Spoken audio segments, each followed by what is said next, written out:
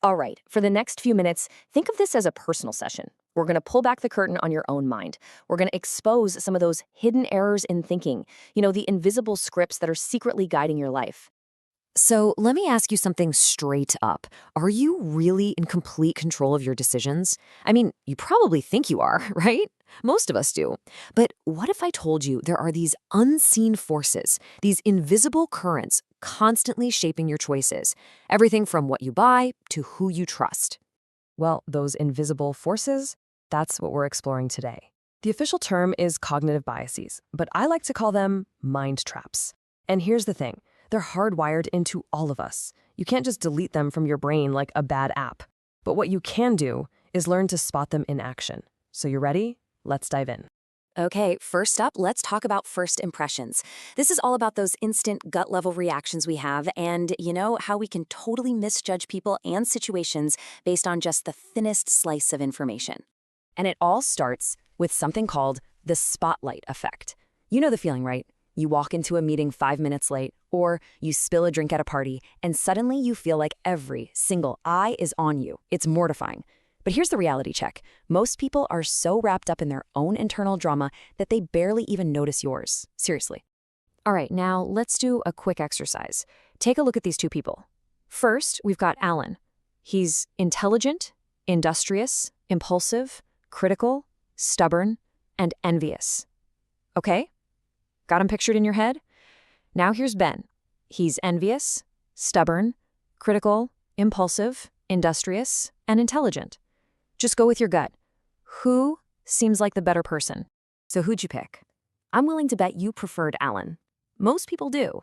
But take another look. The traits are exactly the same. All I did was reverse the order. This, my friends, is the halo effect. Alan's first couple of positive traits, intelligent, industrious, they create this halo that makes us see his negative traits in a better light. It just goes to show you sequence matters a lot. And man, this halo effect pops up everywhere. It's that honeymoon phase in a new relationship where your partner can do absolutely no wrong. Or think about this in a work context, like a project planning meeting. The very first person to speak, especially if it's the boss, throws out a strong opinion.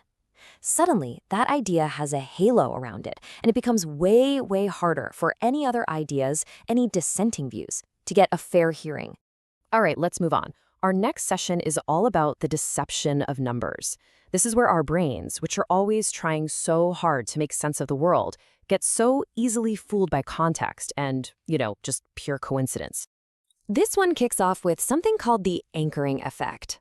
Think of it like this. Whenever we have to make a guess or a judgment, our brain grabs onto the very first piece of information it gets. That's the anchor. And once that anchor is dropped, our minds just don't want to drift very far from it, even if the anchor is totally random and irrelevant. And check this out. This experiment is just wild. They took a bunch of experienced judges and asked them to sentence a shoplifter right after rolling a pair of dice. The judges who rolled a high number, like a 9, gave an average sentence of 8 months. The ones who rolled low, like a 3, they gave just 5 months. That completely random, meaningless dice roll became a subconscious anchor for a real professional judgment. It's crazy. So this is absolutely crucial to understand in your own life. When you're buying a car, that sticker price, that's an anchor. A real estate offer, the asking price is the anchor. And in a salary negotiation, that first number they throw out sets the entire tone. So what's your best defense? You've got to do your homework and be ready to set your own anchor. Get your number in first. And then we have this classic trap, the gambler's fallacy. Okay, picture it. A coin lands on heads 5 times in a row. You can just feel it in your gut, right? Tails is due. It has to be tails next. But here's the rational truth. That coin has no memory. It doesn't know it landed on heads before. Every single flip is a fresh, independent 50-50 shot. Casinos literally make millions of dollars off of our mistaken belief in some universal balancing force that, well, it just doesn't exist. Okay, now this brings us to what might be the most dangerous mind trap of all, the master trap, the one that kind of locks all the others into place. I'm talking about the echo chamber. So our brains basically have 2 ways of reaching a conclusion. There's the easy path, the comfortable path, the confirmation cycle. That's where you start with a belief, and then you go out and only look for evidence that proves you're right, filtering everything else out. Then, there's the harder path, the scientific method. This one requires you to actually look for evidence that could prove you wrong. And let's be honest, that's tough work. It's uncomfortable, so we tend to avoid it. And this whole thing gets put on steroids by your social media feed. Think about it. The algorithms are literally designed to show you more of what you already agree with. It's what the Nobel Prize winner Daniel Kahneman was talking about here. When you see something over and over again, familiarity starts to feel like truth. Your newsfeed becomes this perfect echo chamber where the same ideas just bounce around and repeat until they feel like they're undeniable facts. Okay, so we've spent some time diagnosing all these mind traps. But now comes the really empowering part. Now we get to build your mental toolkit. We're talking practical strategies you can start using to think more clearly, like starting today. First tool in the kit deals with the paradox of choice. There's this famous experiment with jam. So a grocery store set up a tasting booth. On one day, they had 24 different kinds of jam. It attracted a ton of people, but hardly anyone bought anything. The next day, they offered just 6 jams. Fewer people stopped, but way more people actually bought a jar. 10 times more, in fact. What gives?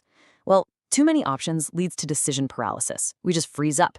It's a perfect example of how sometimes less really is more. Okay, here's a fun little exercise for you. Try this out.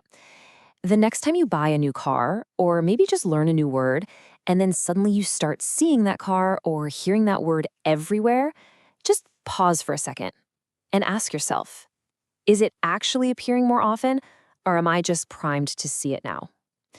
This is a real thing. It's called the Baader-Meinhof phenomenon. The world hasn't changed, your brain's filter has.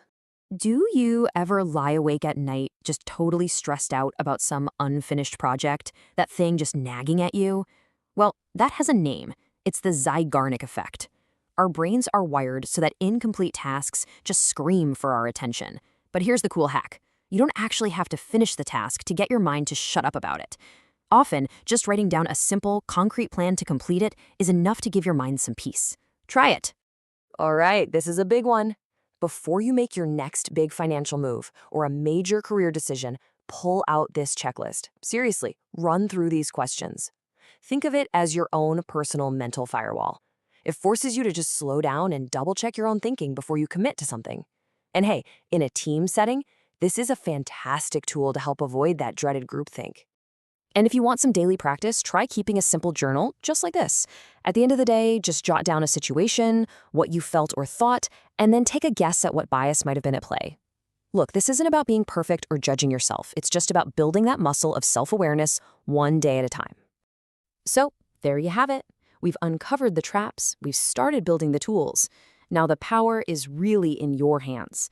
So I'll just leave you with this one final thought. Knowing what you know now, what's the very first decision you're going to go back and re-examine?